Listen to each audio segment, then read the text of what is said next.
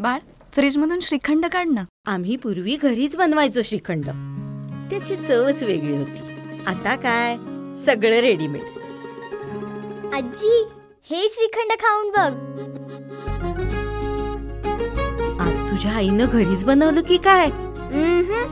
हे आहे गोकुळचं श्रीखंड. अगदी जिभेवर रेंगाळणार. जिभेवरच नाही तर मनावरही रेंगाळणार. गोकुळ श्रीखंड, मनावर रेंगाळणार.